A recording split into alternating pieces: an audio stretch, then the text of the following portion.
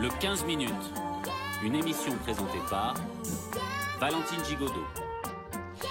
Bienvenue dans le 15 minutes, l'émission podcast francophone du Cambodge, un quart d'heure dédié à la francophonie et aux acteurs qui la font vivre aujourd'hui.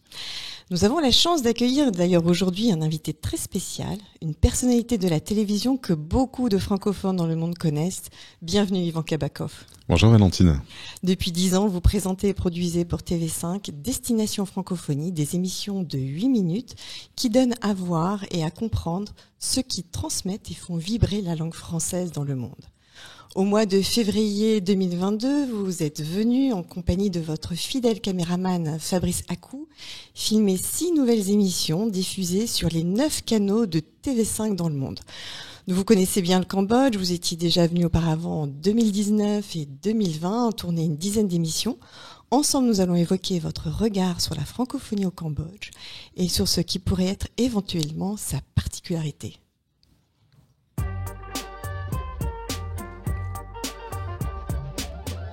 Bienvenue Ivan Kabakov. Depuis une décennie, donc, vous produisez Destination Francophonie pour TV5.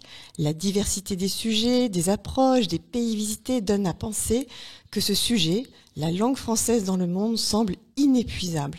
Est-ce que vous pourriez nous raconter un petit peu comment est née cette émission et comment vous la faites vivre ?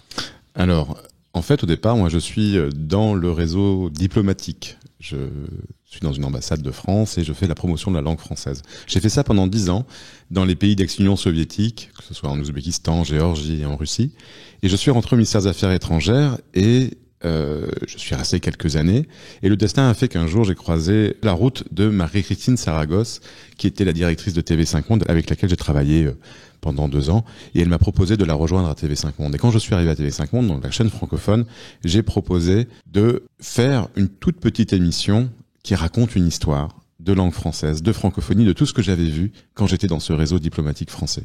Et voilà, c'est parti comme ça, en fait, 3 minutes au départ, et puis avec le temps, avec aussi l'expérience, parce que je n'avais jamais fait de télévision, eh bien l'émission fait bientôt 26 minutes, elle fait déjà même 26 minutes, et elle est diffusée partout dans le monde sur TV5 Monde. L'idée vraiment c'est ça, c'est de faire connaître les acteurs, de ceux qui font quelque chose pour la langue française, qui ont fait le choix de la langue française, et puis petit à petit aujourd'hui, eh bien l'émission propose un voyage en francophonie dans un pays à travers les habitants d'un pays qui parle français.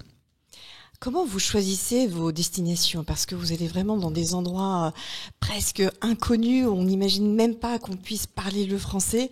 Quel est le cheminement qui vous amène à aller vers les gens de ce pays et comment vous faites pour les choisir ?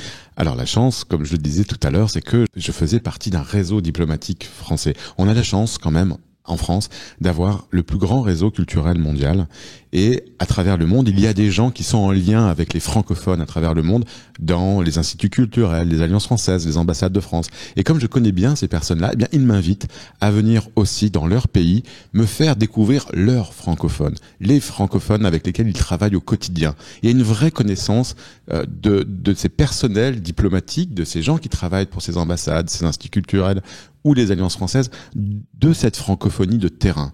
Et grâce à eux, donc, ils me proposent de venir. C'est comme le cas avec vous, Valentine. Vous m'avez proposé de venir il y a 3 ans au Cambodge. Et vous m'avez fait découvrir les gens que vous connaissez ici. C'est-à-dire que les gens qui viennent à l'Institut français, les gens avec lesquels vous travaillez, les professeurs de français, les étudiants, et puis des ministres francophones, parce qu'il y en a beaucoup, ou encore des gens qui travaillent dans les ONG. Bref, la francophonie, et c'est le cas au Cambodge, est très vivante. Elle est vivante à travers le monde. Et j'ai la chance aujourd'hui, depuis 25 ans, que je travaille dans ce milieu de la francophonie, et bien de connaître beaucoup de gens à travers le monde qui m'invitent à venir montrer, présenter cette francophonie locale de terrain sur la chaîne de TV5 Monde. Alors justement, vous parlez du Cambodge, vous avez donc déjà beaucoup tourné au Cambodge. Est-ce que vous pourriez raconter aux éditeurs ce que vous avez vu, ce que vous avez filmé et ce qui vous a marqué au Cambodge ? Alors, je dois te dire tout de suite, j'ai visité une centaine de pays dans le monde. Et je place vraiment, et c'est pas parce que je m'adresse à des auditeurs cambodgiens que le Cambodge est mon pays de cœur. Vraiment, je le place en première position de tous les pays que j'ai visités et où j'ai tourné. Voilà, donc ça c'est vrai. Et c'est pour ça que ça fait la 3e fois que je viens. Alors, ce qui m'a marqué, c'est parce que en fait, je ne le savais pas, c'est que c'est un pays extrêmement francophone. C'est peut-être le pays le plus francophone d'Asie du Sud-Est. La francophonie est partout. dans ce pays. Elle est bien sûr à l'école, elle est à l'université. Vous avez parlé des filières tout à l'heure. Et puis, on a une famille royale qui parle français. On a des ministres qui parlent français. Et dans tous les secteurs d'activité, que ce soit les gens aujourd'hui qui dirigent le site d'Encore et qu'on a visité cette semaine, ils parlent français. Et donc cette francophonie, elle est partout. Et il y a cette histoire aussi qu'on va raconter ici, l'histoire du protectorat français. Il y a une vraie histoire de la francophonie. Et puis Norodom Sihanouk, le roi, est l'un des pères fondateurs de la francophonie. Donc le Cambodge a une francophonie chevillée dans son histoire. Et c'est ça qui est passionnant quand on vient ici, c'est que on a l'impression que c'est sans fin, qu'il y a des sujets partout. Il suffit d'un petit peu de creuser, de lever quelque chose ici, et on trouve un francophone. Et ça, c'est génial.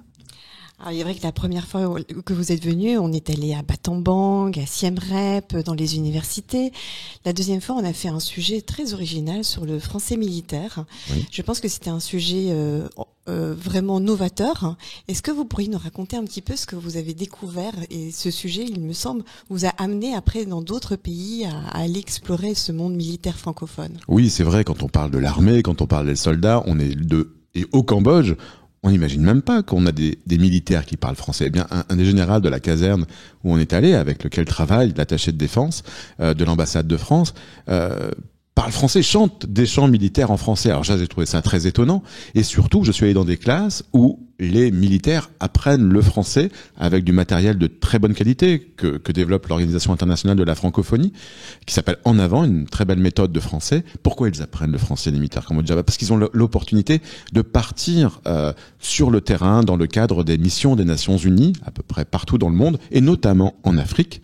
Et donc ils sont motivés pour apprendre le français parce qu'ils peuvent avoir une carrière internationale au niveau militaire. Et on a des Français et des Françaises qui viennent leur apprendre le français directement dans la caserne. Donc ça, c'est formidable. Et du coup, effectivement, ce sujet du français, on va dire, militaire, eh bien, récemment, on était en tournage au Mali. Et qui est-ce que j'ai rencontré dans la mission des Nations Unies pour le maintien de la paix au Mali?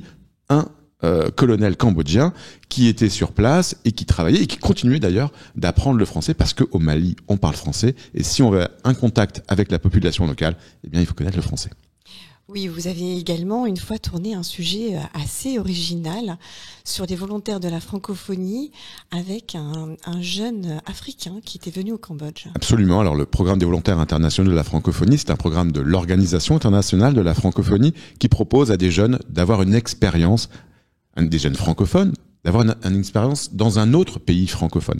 C'est le cas de ce jeune Africain qui est venu ici à l'université de technologie du Cambodge et qui est venu aider les jeunes à monter des startups, à monter leur entreprise dans le monde du numérique. Et c'était passionnant pour lui parce qu'à la fois, eh bien, c'était une découverte d'un autre pays francophone. Ça aussi, les Cambodgiens étaient très étonnés. Il n'y a pas beaucoup d'Africains au Cambodge. Ils n'ont pas l'habitude de voir des Noirs. Donc, c'était un sujet d'étonnement. Et je lui ai demandé, je lui ai dit, ça va, ça s'est bien passé.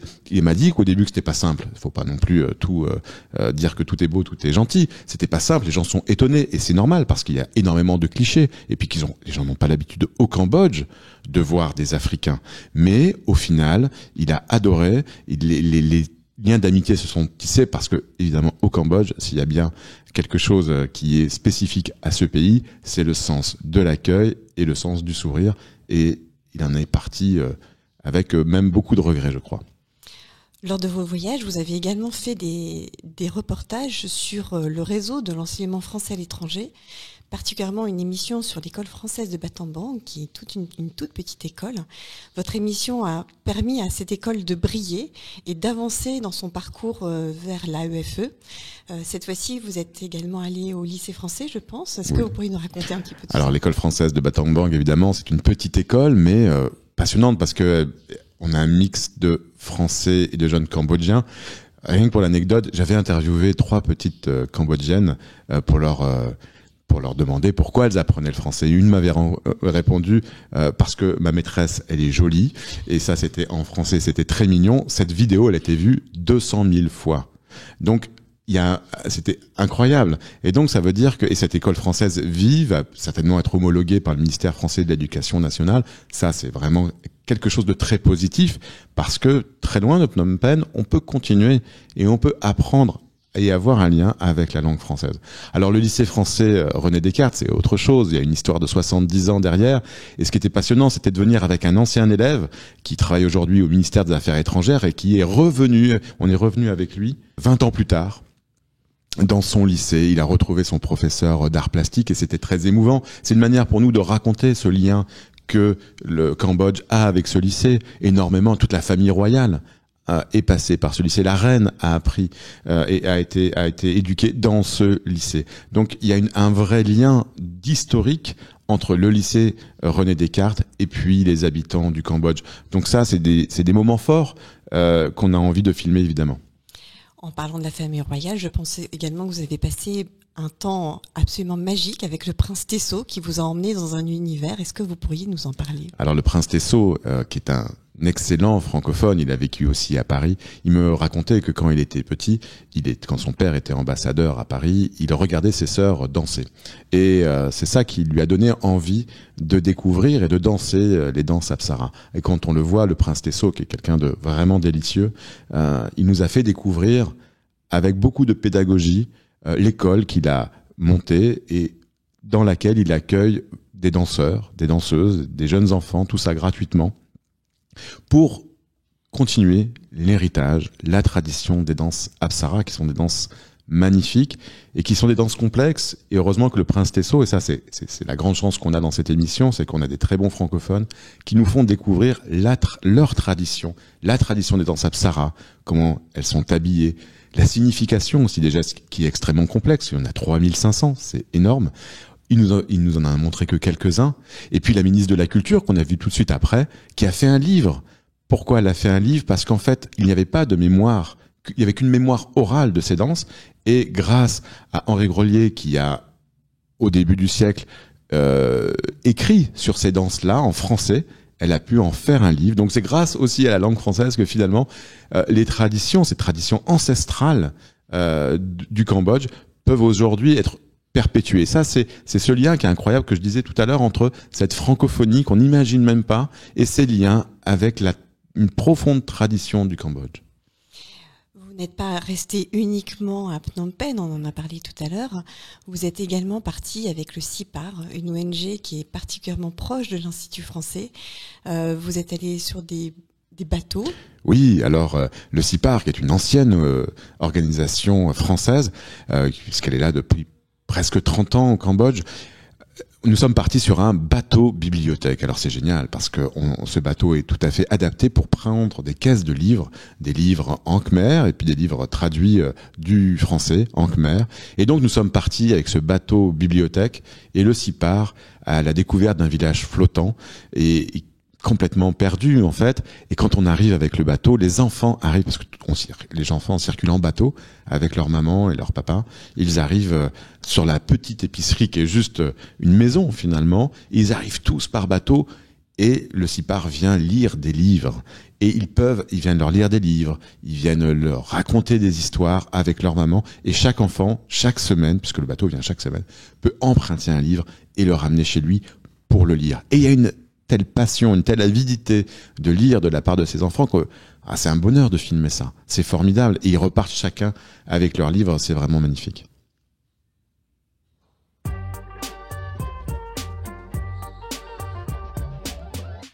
Le 15 minutes, l'émission podcast de l'Institut français du Cambodge touche déjà à sa fin. Je tiens à remercier chaleureusement Ivan Kabakov pour avoir pris le temps aujourd'hui de partager son regard averti sur la francophonie cambodgienne. J'espère que cette émission vous aura donné envie de découvrir les émissions Destination Francophonie et son 26 minutes que vous pourrez facilement retrouver sur la chaîne YouTube de l'Institut français et sur la plateforme TV5 Monde Plus. Merci à Marie-Lou Canovas et Chivanten pour la réalisation de ce podcast. Vous pourrez retrouver cette émission sur notre page Facebook, notre chaîne YouTube et sur notre site internet. N'hésitez pas à la partager et à bientôt.